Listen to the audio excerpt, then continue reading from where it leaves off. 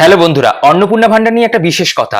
মানে 100-এর মধ্যে 60% মানুষ কিন্তু অন্নপূর্ণা ভান্ডারে এখনো টাকা পায়নি। সেক্ষেত্রে মোবাইলে অনেক সময় ফেলিওর দেখাচ্ছে, অনেক সময় সাবমিটেড দেখাচ্ছে, অনেক কিছু দেখাচ্ছে, কিন্তু ভয় করার কিছু নেই। এই ভিডিওটা প্রথম থেকে শেষ পর্যন্ত জাস্ট দেখো, কেন দেখাচ্ছে সেটা তোমাদের বলে দিচ্ছি, আর খুব তাড়াতাড়ি কিন্তু টাকা ঢুকে হ্যাঁ যাবে। বন্ধুরা, আমাদের 100-এর মধ্যে 60% মহিলা কিন্তু এখন অন্নপূর্ণা ভান্ডারে টাকা পায়নি।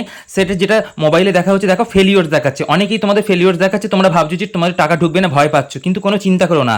ধরো যারা ইউপিআই করে, তোমরা ধরো ইউপিআই করো, কোনো একটা ধরো টাকা ট্রান্সফার করছো, হয় স্টেট ব্যাংক, যে কোনো ব্যাংক, একটা সার্ভারের যখন টাকা ট্রান্সফার হয় না তখন একটা সার্ভারের প্রবলেম হয়, তাই তো? এইটা মানে যে পাঠাচ্ছে তারও হতে পারে, আবার যে দিচ্ছে সেও হতে পারে তো মাঝে মাঝে প্রবলেম হয় বলে, কিছু মানে কিছু ঘন্টার পরে বা কিছুক্ষণ পরে কিন্তু ট্রাই করুন।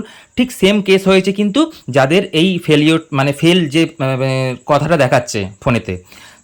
এটা মানে ব্যাপারটা হচ্ছে যে কোনো চিন্তা করার দরকার নেই। যারা ইউপিআই করে এই প্রবলেমটা মাঝে মধ্যে হতে থাকে।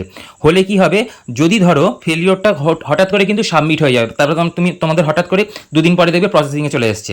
তারপরে ধরো তারপরে দুদিন পরে ধরো আবার ওইটা দেখবে সাবমিশন হয়ে গেছে, তার মানে তোমাদের টাকা একদম কনফার্ম ঢুকবে। আর ধরো যদি এনি হাউ যদি টাকাটা ধরো রিটার্ন চলে যায়, সেক্ষেত্রে ওরা কিন্তু আবার টাকাটা পাঠাবে।